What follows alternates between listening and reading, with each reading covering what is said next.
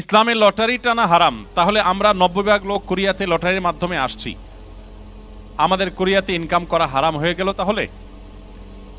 না ভাই, এই প্রশ্নটির উত্তর বোঝার আগে আমাদেরকে জানতে হবে লটারি, সব লটারি কি হারাম কিনা। উত্তর হলো না, সব লটারি হারাম না। কোন লটারি হারাম আর কোন লটারি হালাল এটা আমাদেরকে জানতে হবে। প্রিয় নবী সাল্লাল্লাহু আলাইহি সাল্লাম লটারি হারাম হওয়ার কথা যেমন বলেছেন, আবার নবী করিম সাল্লাল্লাহু আলাইহি সাল্লাম বিভিন্ন সফরে যাওয়ার সময় তার একাধিক স্ত্রী ছিল, আপনারা জানেন। তাদের মধ্য থেকে কাকে নেবেন, একজন কিনলে আরেকজন নাখোশ, সেজন্য তিনি লটারি করে তারপর একজনকে নিয়ে যেতেন। তাহলে নবী সাল্লাল্লাহু আলাইহি সাল্লাম লটারি করা নিষেধ এটা যেমন বলেছেন, আবার লটারির অপশনও রেখেছেন। তাহলে কোনটা হালাল আর কোনটা হারাম? এর উত্তর হলো, দেখুন, যেখানে আপনি ইনভেস্ট করবেন, 10 টাকা দিয়ে একটা লটারির কার্ড কিনেছেন, বা 20 টাকা 50 টাকা এনি অ্যামাউন্ট, এটা দিয়ে আপনি একটা কার্ড কিনেছেন, এরপরে অপেক্ষা করছেন লটারি কখন হবে। লটারি হলো, মিলে গেছে, আপনি 10 টাকায় 40 লাখ টাকা পাইলেন, আপনি 50 টাকায় 5,000 টাকা পাইলেন। এইভাবে যে লটারি হয়ে থাকে এটা হলো জুয়া, এটা পরিষ্কার হারাম। আল্লাহ সুবহানাহু ওয়া তাআলা বলেছেন যে ইন্নাল খামরা ওয়াল মাইসিরা ওয়াল আনসাবা ওয়াল আজলাম রিজসুম মিন আমালিশ শাইতান ফাজতানিবুহু, এটা হারাম।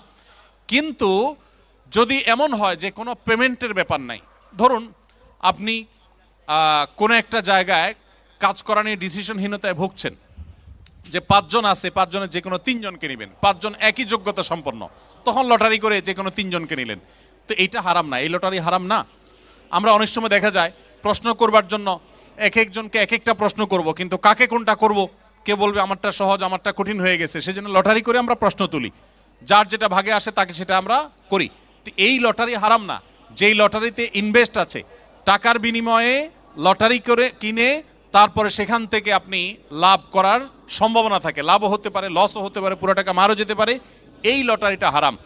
আর এর বাইরে যে লটারির কথা বললাম এটা কিন্তু হারাম না। বিধায় আপনারা কোনো দেশে আসার জন্য যদি এই জাতীয় লটারি করে আসেন, তাহলে আপনাদের উপার্জন হারাম হবে না, ওই লটারি করাটাও হারাম হবে না। ইভেন যদি কেউ হারাম কোনো কিছু করে আসেনও, তাহলে ওই কাজটা হারাম হবে, এর কারণে আপনার হালাল উপার্জনও হারাম হয়ে যাবে, ব্যাপারটা সেরকম না। মেয়ের বিয়ের পর ছেলে বন্ধু বা কাজিন ব্রাদার বলে ছেলেদের সাথে কথা বলে, এই কারণে অনেক প্রবাসী দেশি ভাইদের সংসার, প্রবাসী বা দেশি ভাইদের সংসার ভেঙে যায়, এ বিষয়ে কিছু বলেন। দেখুন, বিয়ের পরে হোক আর আগে হোক, চাচাতো বোন, খালাতো বোন, মামাতো বোন, ফুফাতো বোন, শালাতো বোন, শালাতো বোন মানে শালিকা, যত রকমের এই টাইপের বোন আছে, এই সব বোনদের সাথে আমাদের পর্দা মেনটেন করতে হবে, ফরজ। পর্দা যদি আপনি মেনটেন না করেন আপনি গুনাহগার হবেন। চাচাতো বোন, খালাতো বোন, বাহিরের একজন অপরিচিত নারীর সাথে পর্দা করা যেরকম ফরজ, আপনার এই টাইপের বোনদের সাথেও পর্দা করা কি ফরজ, বরং শ্যালিকার সাথে পর্দা আরও বেশি গুরুত্বের সাথে আপনাকে করতে হবে। বিধায় এই বিষয়ে যদি কেউ ঢিলামি করেন তাহলে সংসারে অশান্তি হবে, সেটা সবার ক্ষেত্রে প্রযোজ্য, প্রবাসী হোক আর দেশি হোক। অনেকে আছেন বিয়ের পরও নিজের এই জাতীয় বোনদের সাথে খুব র্যান্ডম যোগাযোগ করছেন, হাই হ্যালো করছেন। পর্দাহীন হবেন, আবার সংসারে শান্তি হবে, দুইটা একসাথে কোনোদিনই সম্ভব না। আপনি সুখী থাকতে চান, স্বামী হন আর স্ত্রী হন, পুরুষ হন আর নারী হন, উভয়কেই আপনার পর্দার বিধান মেনে চলতে হবে। আপনার মেয়েদের জন্য চাচাতো ভাই, খালাতো ভাই, মামাতো ভাই, ফুফাতো ভাই, এই জাতীয় সব ভাই, এমনকি দেবর ভাসুর, তাদের সবার সাথে আপনার পরিপূর্ণ পর্দা মেনটেন করতে হবে। অনেকেই আছেন বাহিরে অনেক বোরকা টোরকা পরেন, কিন্তু নিজের দেবরের সাথে পর্দা করেন না, নিজের মামাতো খালাতো ভাইয়ের সাথে পর্দা করেন না। অনেক মহিলারা আছে এরকম, তারা গুনাহে লিপ্ত। অনেক পুরুষ আছে যে বাহিরে পরনারীর সাথে দেখা সাক্ষাৎ করেন না, কিন্তু চাচাত বোনের সাথে আলাপ সালাপ জোড়ায় দেন, খালাতো বোনের সাথে গল্পগুজব জোড়ায় দেন, বাড়িতে গেলে তাদের সাথে আড্ডা জমা দেন, এগুলো হারাম। ইসলাম কেন হারাম করছে বুঝতে একটু সময় লাগে। আমাদের মনে হয় যে কেন এত কড়াকড়ি, আমারই তো চাচাতো বোন। যখন চাচাতো বোনের হাত ধরে চাচাতো ভাই পালায় যায়, তখন বোঝা যায় কেন ইসলাম হারাম করেছে। ঠিক না বে ঠিক? এখানে কোরিয়াতে বেশ কিছু চকলেটের উপাদানের জায়গা লেখা থাকে সাসুগি বা থাক্কুগি, যার অর্থ গরু বা মুরগি, অথবা চকলেটগুলো সফট মিল্ক ফ্লেভারের চকলেট। আদৌ পিওর গরু বা চিকেন আছে কি না তা বোঝা যায় না, থাকলেও হালাল কিনা আমরা সেটা জানি না। এমন নুডলসও আছে। এরকম চকলেট বা নুডলস খাওয়া আমাদের জন্য হালাল হবে কি না, প্রশ্নটি লিখেছেন ভাই আবির।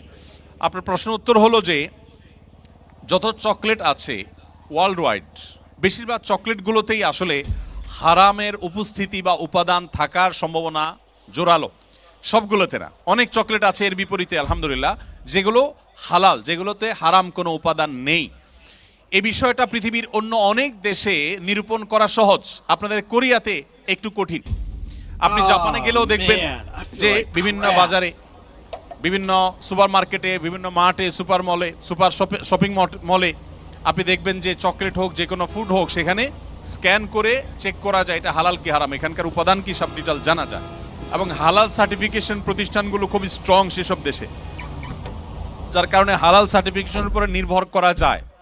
আপনাদের এখানে এখনো সেটা হয় নাই, তবে আলহামদুলিল্লাহ যেভাবে দিন দিন আমাদের প্রবাসী বাংলাদেশি ভাইরা বাড়ছেন, পাকিস্তানি, আরাবিয়ান, অন্যান্য দেশি ভাইরাও দিন দিন আসছেন, আশা করা যায় অচিরেই ইনশাআল্লাহ কোরিয়াতেও হালাল সার্টিফিকেশনের অথরিটি এরকম গড়ে উঠবে, তখন আপনাদের জন্য সহজ হবে। আপাতত যারা এখানে আছেন আমি তাদেরকে বলবো, আপনি এটার উপাদানের মধ্যে সন্দেহপূর্ণ কোনো কিছু থাকলে সেটাকে অ্যাভয়েড করবেন।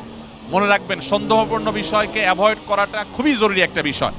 যেটা আপনি নিশ্চিত হালাল জানবেন শুধু সেটাই গ্রহণ করবেন, আর যেটাকে সন্দেহ মনে হবে সেটা আপনি অ্যাভয়েড করে চলবেন। চকলেট না খেলে কি আমরা মারা যাব ভাই? কি বলেন? চকলেট না খেলে কি খুব বেশি অসুবিধা হবে আমাদের? অতএব আমরা যথাসম্ভব সন্দেহপূর্ণ খাবার অ্যাভয়েড করে চলবো, তাহলে ইনশাআল্লাহ হারাম থেকে বেঁচে থাকা সহজ হবে। দক্ষিণ কোরিয়াতে মদ পান করা অনেকটা পানি পান করার মতো সহজ।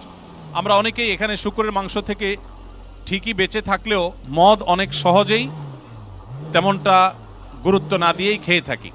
এত কষ্ট করে হালাল উপার্জন করেও মদ পানের মাধ্যমে আমরা নিজেদের উপার্জন ধ্বংস করছি এবং আখিরাতকে কতটা ক্ষতি করলাম। দেখুন, মাদক, যে কোনো মাদক, এটা সেবন করাকে ইসলাম হারাম করেছে। শুধু ইসলাম হারাম করেছে এই জন্যই আমরা খাবো না তা নয়, সেটা তো বটেই। মূলত ইসলাম হারাম করেছে সেজন্য আমরা পান করব না, কিন্তু পাশাপাশি এও আমরা জেনে রাখি যে মাদক আসক্ত মানুষের শরীরের ইমিউন দুর্বল হয়ে যায়। আপনারা দেখেছেন কোভিড-19-এ তুলনামূলকভাবে মুসলমান দেশগুলোতে দেখবেন যে মানুষ অনেক কম ক্ষতিগ্রস্ত হয়েছে। আমাদের দেশের কথা যদি বলেন, বাংলাদেশে মাস্ক 2 নম্বর না 3 নম্বর না 4 নম্বর আল্লাহ জানে, এ হলো সব 2 নম্বর জিনিসপত্র। কিন্তু আলহামদুলিল্লাহ কোভিড-19-এ মানুষ আমাদের পার্শ্ববর্তী দেশ ভারতে যেভাবে মারা গেছে, দিল্লিতে যেভাবে লাশের স্তূপ পড়েছে, ঢাকায় সে তুলনায় কিছুই হয় নাই। সৌদি আরব সহ মুসলিম দেশগুলোতে এমন ক্ষতি হয় নাই, অথচ অমুসলিম প্রধান দেশগুলোতে অনেক বেশি ক্ষতি হয়েছে। এর অন্যতম বড় কারণ হলো মুসলিম প্রধান দেশগুলোতে মানুষ সাধারণত মাদক গ্রহণ করে না। মাদক গ্রহণ করতে করতে মানুষের লাং ক্ষতিগ্রস্ত হয়, বিভিন্ন অর্গান ক্ষতিগ্রস্ত হয়, মানুষ ধ্বংসের দিকে চলে যায়।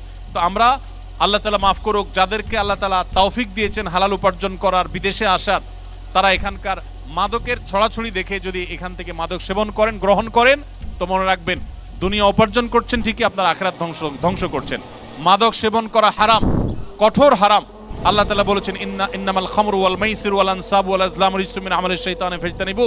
মদ, জুয়া, এই সবগুলো শয়তানি কর্মকাণ্ড, অতএব এগুলো থেকে তোমরা বিরত থাকো।